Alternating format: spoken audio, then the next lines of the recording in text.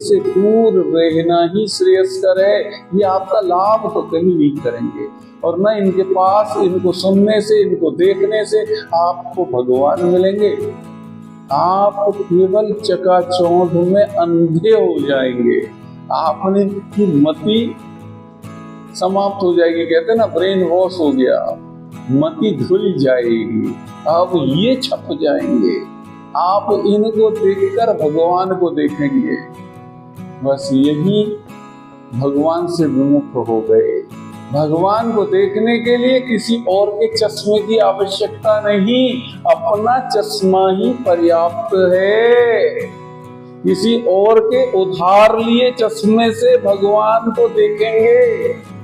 पहली बात तो वह चश्मा, उस लेंस की दृष्टि आपकी दृष्टि से समायोजित हुई या न हुई, और दूसरे का चश्मा दूसरा फिर ले लेगा।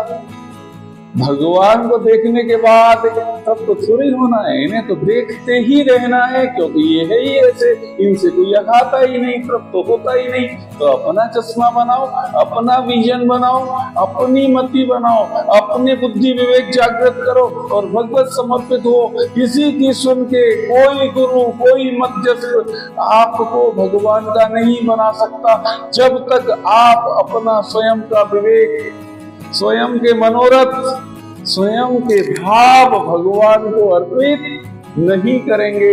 भगवान का होने के लिए किसी मध्यस्थ की कभी भी कहीं भी कोई आवश्यकता नहीं है।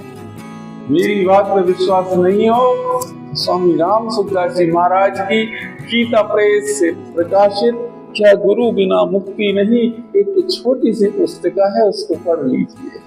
आपको लगेगा कि इन कालनेमियों के कारण हम भगवान से दूर हो गए थे। सच में अब तक कालनेमियों के चक्कर में हम भक्ति से विमुख होकर हम अमर्यादित हो गए थे। जो मर्यादा है उनको भूल गए थे और इनकी अमर्यादाओं में बह गए थे।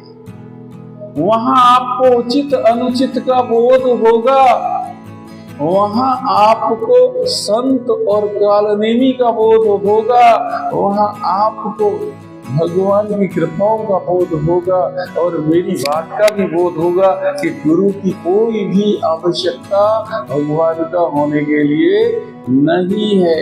आप इस पुस्तिका क्या गुरु बिना मुक्ति नहीं को अवश्य पढ़ें। मेरे